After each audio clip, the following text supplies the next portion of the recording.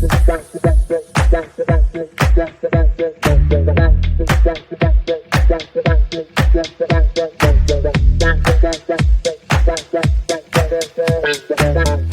everybody. This is the episode 1 of the season 3 of LinguaVis, the podcast. Okay, and today we are very glad because we have a very special guest. I'm going to read her biodata. So Melanie Gonzalez holds a PhD in an associate professor of ESL and literacy faculty in both the secondary and higher education. She is also currently serving as her university faculty fellow for global engagement and as a graduate chairperson for the secondary and higher education department. Dr. Gonzalez earned her PhD in TESOL from the University of Central Florida. She has more than 16 years of experience in the field of TESOL and English language teaching. She's also a Fullbright García Robles US scholar in teaching English as a foreign language to Mexico. So, well, how are you today, Dr. Melanie? Very well, thank you so much. I'm very excited to be here with all of you, and I'm really honored to be a guest on this podcast. Okay, thank you. If you don't mind, I will begin with the first question. Okay, well, could you please provide us a brief overview of your academic background, highlighting key milestones in your journey as a teacher and researcher? Sure. So my journey really has been rooted in my identity and who I am as a person. My interest in languages has really always been a part of me. My family is Puerto Rican American, and so we have always been surrounded by multiple languages and multiple cultures. And although I was born and raised in Florida, both of my parents were really well-traveled, having visited and lived in other countries. I had family in Jamaica, and we would, of course, visit my family in Puerto Rico. So really, because of my family, as I grew older, I often really wanted to befriend any international student that came my way.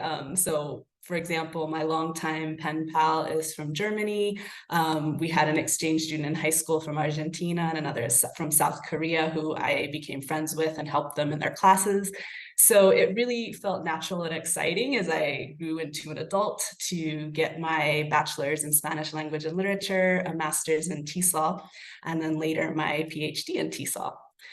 So really it was because of my friends and my family growing up that I became really in love with different languages and different cultures. And so that's what I chose to make my career in. So I love working with multilingual students, and it's largely because of my lived experiences with my students, my friends, my family that inspired me to apply for the Fullbright García Robles US Scholar Award to come here to live, work, and study here in Mexico. So this opportunity really has allowed me to bridge both my personal and my professional identities. And I hope the story that I share here might allow others to consider some possibilities for themselves to seek international experiences and collaboration. Thanks for sharing, Dr. Melanie. I think you possess such a rich intercultural background, and I think that it's very interesting, and we will really want to hear from you, like your experiences on that. And I would like to know, what are your current research interests? Like, what are you exploring? For instance, what are your research questions or some motivations that you have? So, as I said, really my background, I think, forms the basis for a lot of what I'm interested in terms of research. And really the number one question that I have asked others as a bilingual, and others have asked me when they're learning a new language, is, how do you say this word? How do you say this phrase?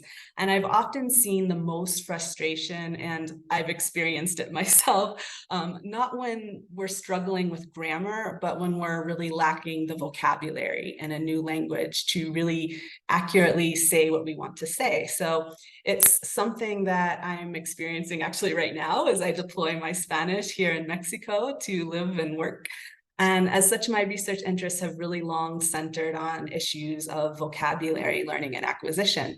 However, now that I'm a professor and I'm working in a teacher preparation program, and I have a really important role as a mentor to new language teachers. I've really become interested in the journey that new language teachers take as they begin to apply what they're learning in their courses to their actual teaching practices when they're in the classroom with their students. I was really inspired to do this work in a collaboration that I had with two of my colleagues back home in Salem, Dr. Francesca Pomerantz and Dr. Cami Condi, who had some initial findings, and they kind of brought me into this area of interest in knowing more about how can we better serve our new language teachers. And coincidentally, it's something that we had in common with professors here in the Departamento de Lenguas at Universidad de Guanajuato. So I've really become inspired by research from Doctora Iracema Mora Pablo and Doctora Martha Langling and the work they've looked into in terms of teacher preparation here in Mexico. So I really feel so fortunate to be here, to work with them more deeply and to learn from their important insights into how do we better prepare language teachers for the realities of the classroom. Okay, thank you, Doctor, for sharing. Now that you have mentioned some of your research projects, could you offer to our listeners more insight into the specific objectives and methodologies of these projects? And also, if you can tell us about some recent discoveries or findings that you find particularly exciting or promising? So as a key part of my Fullbright García Robles Award, I am working closely with Dr. Iracema on a study into what's called language teacher noticing. And noticing really is defined as a teacher's very close self-analysis of their own teaching effectiveness and how do they go about adjusting their teaching to improve their students' language learning and acquisition. So in other words, when a teacher looks back at their instruction after they've completed a lesson, what events and what aspects of their own teaching do they focus on to change or to try something new, really based on their experiences with their students? There haven't been too many studies examining really novice English language teachers' noticing habits. And so Dr. Iracema and I really aim to see how noticing can help new teachers in Mexico and around the world to become better noticers and analyzers of their own teaching. So the two research questions we're focusing on here are first, what do novice English as a foreign language teachers notice about their own language instruction and their students' learning while they're delivering a lesson? And then secondly, what are the situational and contextual factors that really impact and inform their habits of noticing? So to achieve this, we're using kind of an old but new research methodology called stimulated recall. And this is really where participants watch a video recorded lesson of their own teaching. And they pause at key moments during their lesson and they explain and reflect on their instructional decision making. And they do this all while watching the video back, watching themselves and their students during the lesson. So we record, we transcribe all of these stimulated recall sessions, and we then code them for emerging themes. So in terms of research methodology, I think this method is relatively underutilized because of its logistical complexity, but it really is one of the closest methods we have to ask teachers to notice their own teaching and explain their decision-making in real time. If you think back to, if you really want teachers to notice what they're doing during a lesson, it's not ethical to ask teachers to stop their lesson while they're teaching to their students and say, hey, can you explain why you did that? That would ruin the students' learning. So stimulated recall and using video bases to prompt language teachers to notice their teaching is really an innovative way to get new teachers to reflect more deeply on their own instructional decision-making. Wow, I can say that this is very interesting research. Me as a teacher myself, I can say that, well, I would like to do this, like this technique that you mentioned. I think it's very interesting how you can really reflect on your practice, your teaching practice, and try to explain the reasons why you made some decisions and in order to improve as a teacher. So how do you envision your research contributing to the broader academic community's understanding of your field? I don't know, can you share with us if there are any potential real-world applications or implications of your work that you'd like to share? Well, because, well, we know that sometimes the research is more like abstract. However, it's very important like to share the real implications and applications. So something that I have experienced as a English language teacher, and that I see a lot of teachers, no matter the context they're in, struggle with, is that teachers really find themselves at the center of so many new, competing, and even sometimes conflicting ideas about what effective language teaching is and how their students learn. So what we tend to see happen is that they might draw upon what they've learned in their academic studies and their teacher preparation programs to maybe what they themselves have experienced when they were learning a language, or even to what administrators and colleagues in schools tell them to do, and then even to what parents and the students themselves expect from teachers. So really the big implications and impacts we hope that Dr. Iracema and I hope that our study will have, that it will help our field to really push their understanding of just how and in what ways new teachers sort through all of these differing ideas and differing pressures to form their lessons, and then to critically reflect on their teaching and adapt their teaching using the sound pedagogy that they may have learned in their teacher preparation programs or that they have experienced as learners themselves. And really, I think the importance here too is that I think having an international collaboration on the study will really only enhance the findings and contribute to other voices in the fields to understand, there are cultural implications in how teaching happens. We can't separate culture, identity, language. And so I hope this method will help to push our field's understanding of teachers, new teachers in particular, their reflective practices. Okay, thank you, Doctor, for your answer. Now we're gonna change a little bit the topic of our discussion. Now I would like to share about your scholarship and duties. So please, could you elaborate on the Fullbright Scholarship and its significance in your academic journey? Also, if you could answer about what specific responsibilities or commitments come with being a Fullbright Scholar? Sure. So the Fullbright program was formed in 1946, and it really is an educational and cultural exchange program that is funded by the United States government. In particular, it's funded by a bureau within the United States Department of State. And it really operates in partnership with about 160 countries, and its goal is to foster what we call public diplomacy and mutual understanding between the United States and partner countries. So what it does is it provides scholarships, grants to US and non-US students, researchers, leaders, and scholars to really be the faces and the center of this public diplomacy effort, kind of saying that education is the way that we learn more about each other, the world, and realize that we're all in this global world together. So what's really unique about the Fullbright García Robles Scholarship is that Mexico and the United States really have a unique relationship, being part of the North American continent, being neighbors. And so since 1990, Mexico actually gets its own dedicated team to administer the Fullbright scholarships. And the team is called COMEXUS, or that stands for Mexico United States Commission for Educational and Cultural Exchange.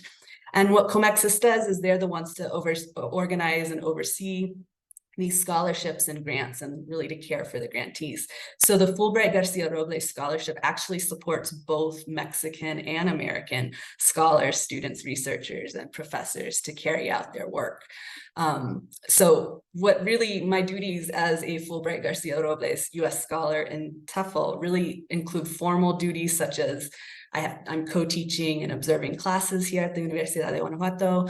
I'm carrying out the research project with Dr. Iracema. I'm also available to faculty and students here in Guanajuato should they wish to have me assist with teaching or any other special projects. But I think that at the core of this scholarship is that it's really about being a cultural ambassador from the USA to Mexico, meaning that I'm really expected to participate in community events. So for example, I'm volunteering at the Cervantino next week. I'm here to share my experiences as an American with the Mexican people and to really dive in and experience Mexico's cultural and history, to grow my own intercultural awareness and bring these new cultural skills back to my classroom and my community back in Salem, Massachusetts. Well, I think that this program is very well, it's very useful to enhance this collaboration and multicultural awareness that you mentioned. I was not aware that it existed actually, so it is like something new for me, and I would like to learn more about it. And so I would like to ask you, how has the Fulbright scholarship experience shaped your academic and career trajectory? So the field of English language teaching is really international. It's multilingual and multicultural by definition. English teachers and students all over the world study, live, and work in new languages and new cultures. And really up until now, I haven't had that experience of living and working really long term, no more than 6 weeks in another country. And I've done almost everything else in the field of TESOL. So I felt it was really time to take this leap to apply for the scholarship. And really, I guess, more personally, in my own mind, I really couldn't justify being a true scholar in this international field without having such a deep, rich international experience and growing my own intercultural awareness. So that really was one of the big reasons I think that this Fulbright scholarship is going to be really transformational for my work. Okay, now I'm curious about to know what were the particular aspects of the Mexican culture, society, or academia that piqued your interest and ultimately influenced your decision to study and work in Mexico? Yeah, so my choice to come to Mexico is really a combination of so many different factors. I mean, first, it was to collaborate in new ways with my Universidad de Guanajuato colleagues, with whom I've already worked with and where we had already started some academic exchanges in the past. So I really I was inspired by their work and wanted to get to know and work with them a little bit more. And secondly, Mexico actually has an established academic focus on English language teaching. The Mex TESOL conference and Mex TESOL journal are renowned in our field. So I felt that it would be a great idea to come and learn from experts here, to kind of decenter the United States, UK perspective that tends to really permeate our field. So I felt that I could really push my own understanding of the field of English language teaching, getting to live and work here in Mexico.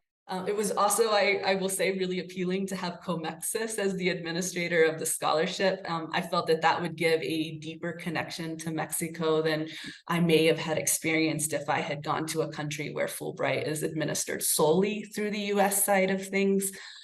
So I really liked that there was a team here in Mexico that kind of care for the grantees and help us give more enriching experiences while we're here. So for example, like at our orientation, they took us to El Museo de Arte Popular. We got to experience a mariachi band from the Guardia Nacional.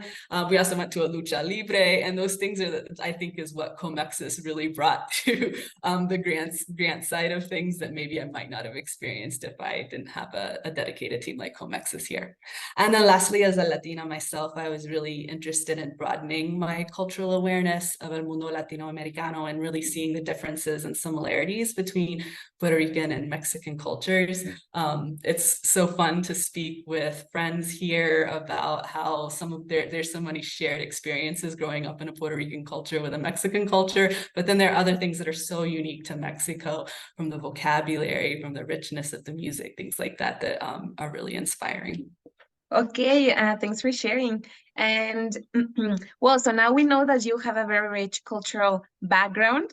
And so I wonder if you can share with us a little bit about your experience of discovering the University of Guanajuato and how you initially learned about the institution and what factors led you to choose it as a destination for your academic pursuits. Yeah, so I've already mentioned that I have come to know Dr. Martha Lengling and Dr. Iracema Mora Pablo well. I actually met Dr. Martha about 5 or 6, maybe 7 years ago in Salem through a colleague at my university. And Dr. Martha actually brought several students from the Universidad de Guanajuato in the Maestría in Applied Linguistics to my school, to Salem State. They presented their research, they visited some of our classes, and since I was also teaching in a Master's of TESOL program back at Salem State, Doctora Martha and Guanajuato students were always coming to my classes when they came to visit us. So they interacted with my students, and I really got to know Doctora Martha and a bit more about the Departamento de Lenguas aquí en Universidad de Guanajuato. Okay, now could you tell us about your academic collaborations or partnerships that have arisen from your association with the Universidad de Guanajuato? Sure. So when the COVID-19 pandemic forced all of the schools to change the way they did things, we all went online. Of course, all international visits stopped because many borders closed. We were really lucky at Salem State. My university invested in what's a pedagogy that's called Collaborative Online International Learning, or COIL for short. And this is really where two professors from different countries will link their classes online in order to still have an international experience, even though they couldn't travel to each other's contexts. And the goal was really to grow students' cultural awareness and to share similar and different perspectives on a certain educational topic. And so since I had a relationship with Doctora Martha already, and my graduate classes during the pandemic were already on Zoom due to the health regulations, I decided to give COIL a try with my students. And so I reached out with Doctora Martha, and she was really excited to do this project. So we linked both of our classes together for 2 years. And this is actually how I also met Doctora Iracema, who also joined in with some of her students in this COIL project. We were lucky, based on the strengths of our COIL project, that our Salem State University also received a grant for international travel. So once borders started to reopen again, we used this grant to fund Salem State students to visit Guanajuato in March of 2022. And then Universidad de Guanajuato students came to visit Salem in May of 2022. That led to even further deeper collaboration with Martha Iracema and I, and that we presented this COIL project at AAAL in 2022 in Pittsburgh. And really what my time working with Iracema and Martha has taught me is really to have the importance of having a global lens to teacher language teacher education. Really, as I said before, so much in our field is from a United States or United Kingdom perspective, but really the majority of English language learning is not happening in those contexts. It's happening outside of those contexts. So when I was thinking about pursuing a Fullbright Award, I really made kind of decentering that US perspective in English language teaching the heart of my project. And knowing the strengths that Doctora Iracema and Doctora Martha brought to this global lens, I requested Universidad de Guanajuato as my placement for my scholarship. So I was really excited, happy, and really surprised to have my wish granted to get to be here at UG. Okay, well, I think it's quite interesting and important to create these networks of collaboration for teacher development and also to advance in research. So I think that's very interesting. And also, can you share with the audience that maybe they're very interested in knowing about Salem State University? Maybe you can share with us its academic strengths and maybe its role in your academic journey. Sure. So Salem State University actually has a long history of teacher preparation. Back in the 1800s, it was only the second of schools in the United States, of universities that focused on teacher training in particular. It was called the Salem Normal School at the time, which I think in Mexico you use the term normal también to talk about teacher education. So Salem State started as a normal school. So as a result, our teacher education program was pretty large there. It's one of the larger schools within Salem State University. It is a public university. It's one of 9 public universities in the Commonwealth of Massachusetts in the United States.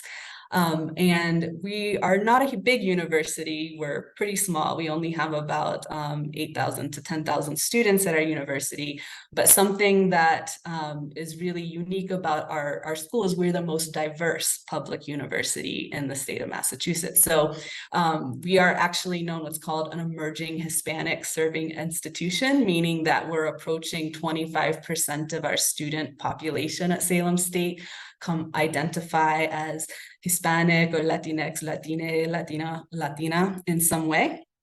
And so really, I think my time here in Mexico is really enriching, I think, for myself, knowing that our university, the population that we serve, is largely coming with backgrounds in Latino America and Spanish and bilingual settings. So I hope that I'm going to be able to have a little bit more awareness and a little more skills to help our university as we start to become a Hispanic serving institution. And now moving on a little bit of the topic, could you share about your impressions of living and studying in Mexico? For example, can you describe your initial impressions upon arriving in Mexico, both in terms of the cultural shock and your academic integration?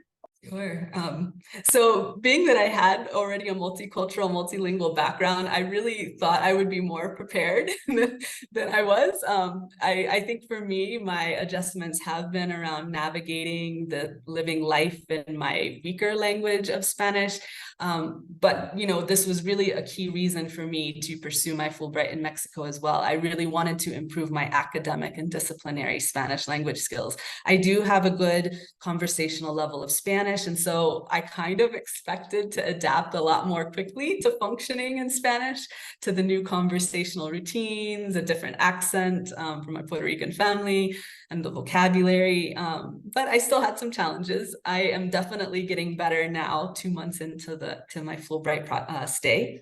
And I really hope this doesn't sound bad, but I recall last month when I was suddenly able to eavesdrop on my neighbors' conversations outside of my apartment. Before, someone really had to be speaking directly with me for them to understand. But now that I can kind of hear the gossip from my neighbors around me without really paying attention to them, I feel that that's a language win. I feel like I've made it. I'm starting to see progress with my ability to function and live life in Espanol. So it's a little win for me, but now I can go back to giving my neighbors some privacy in their conversations. Yeah, I think it's like an issue of practicing more with the language. Maybe you were not very used to use it like in the States, and but maybe you already have the knowledge, so it's just like an issue of practice. Yeah. So also, can you share with us in what ways has your time in Mexico broadened your cultural understanding and influenced your teaching and research methodologies? Has it have an impact? So most of my students back home in Salem are from other countries themselves, or if they're American, they've had the experience of living, learning, and working in another country. So living and working here in Mexico is really giving me a deeper understanding and an empathy for their experiences. What I am learning now, and something my students really have already learned, is really how much my own sense of self and identity is expanding. I feel that who I am is more flexible now. I'm able to adapt to new situations and contexts. I've also really learned the importance of letting myself make mistakes and fail. So when I struggle to say something in Spanish, or for example, if I misunderstand those unspoken rules of how you negotiate politely a taxi fare, or really more funnily, a more recent example was I mixed up nieto and sobrino to talk about my nephew. And this was after, to a new friend, I mentioned that I don't have children. And so I could see the strange look from my new friend saying, they were doing the math, saying she's not old enough to have a nieto. She said she doesn't have children. So clearly they were wondering what was going on with my language there. So it was a little embarrassing to make such a simple mistake of confusing nieto with sobrino, but I'm able to laugh at it now. And I think that that really is giving me so much more experience to just not be afraid to go for it, make any necessary apologies if I mess up. And I think that before this experience, growing up being Puerto Rican American, I used to think of these language failures as a blow to my own identity as a Puerto Rican, and that I was somehow less than in that regards. But really now I'm learning to persist and to use these instances as learning opportunities. And I think the connection to classroom and to research is that education tries to penalize mistakes so much, from grading schemes to how the pressure is to just, learn quickly and as fastly as possible. But really, I'm learning that if we can just reframe mistakes as necessary for learning, that they're actually a good thing, they really show the brain's ability to test out new knowledge, to make new connections and revise those connections when we're made aware of them. So you can really believe that I'm unlikely to confuse nieto and sobrino again, because I made that mistake and I've learned from it. Okay, thank you. So could you elaborate more about your time in Guanajuato? Can you share any other anecdotes or memorable experience that have left you a lasting impact, personally or academically? Sure. I have to say I'm quite impressed by OXO. I wish I could transport the idea of OXO back to the United States. I am really amazed how you can just do about everything there, from shopping, pay your bills, get a cell phone, buy your train tickets. And so, but what OXO is kind of an example to me is how it's a community focused service that they provide. And I think that, you know, that's one thing I've really noticed about the people here in Guanajuato and probably Mexico more broadly, is that the people here really are so community centered. They ask you deep questions. They show incredible curiosity and familiarity from the very first moments of interaction. And actually, this is quite different from the United States culture at large. It usually takes a bit more time to work up to that kind of familiarity. And the United States culture often, is more like individually focused rather than community focused. So I think that that is something that's been really impacting me personally. But also in terms of my research, I really had been a quantitative researcher in terms of my research and vocabulary for the most part. I was using a lot of statistical methods in my research. But given that the community focused here in Mexico, getting to spend time here with the faculty and students at the Universidad de Guanajuato, I'm really realizing how important the qualitative and narrative aspects of research are. You really can't separate, I think, people's stories and their lived experiences and their identities from their work. And especially in language learning and teaching, language, culture, and identity are so intrinsically intertwined. So I'm really fortunate to be growing my research methodology to expand more into the qualitative and narrative realm here. So I really am finding that it's stretching my skills. And I think that our field of English language teaching can really be impacted by taking a more narrative approach to including voices and people's stories and identities in research. Wow, how incredible is that it actually influenced on your methodology, like moving from like numerical data to qualitative. So it's very impressive. And maybe can you share with us any specific insights or anecdotes related to your travels within Mexico that have deepened your appreciation of the country's culture, its history or social dynamics? Yeah, so I think that it's really when you go into an international experience, it's all too easy to focus so much on the differences between your home country and the country you are living in. But what I've been really struck by my time here in Guanajuato and in Mexico is by some of the similarities. And I'll speak kind of specifically of my hometown of Salem and of Guanajuato. Salem, Massachusetts, just like Guanajuato, is a very small but a very vibrant colonial city. It has winding stone streets, just like Guanajuato, and there's parts of Salem that look a lot more like you're in the United Kingdom back in England rather than in the United States. And I think in Guanajuato, there are aspects of like the Spanish style that also are still very much present here in the city. Our two cities too are really known for tourism born from tragedy. Salem was the site of the hanging of suspected witches back in the 1600s, while Guanajuato, you have the mummies from the 1800s to early 1900s. So we kind of share that really sad history of death that has somewhat influenced the reasons why people come to visit and one of the sites that people come to our cities for. Salem and Guanajuato also are both important cities in the independence movements in our respective countries. So Salem was the site of a lot of meeting houses for rebels leading up to the US-American Revolution from England. And the US National Guard was also formed in Salem. And for Guanajuato, you have the Grito. It's the site of many important steps towards forming the new Mexico's country's new identity. So, and then surprisingly, this month of October, both in Salem and Guanajuato, is a wild month for tourism and for visitors. So here in Guanajuato, we're about to see a lot of people come for the Cervantino. But in Salem right now, almost every weekend, our population doubles in size because of the witches, the history with the witches. It has become a big Halloween party the whole month of October. So we also experience a very busy month of October, just like Guanajuato. And I think lastly, I cannot talk about my time here in Mexico without my visit to the Museo Nacional de Antropología in la Ciudad de Mexico. And then I also got to go to the Castillo Chapultepec.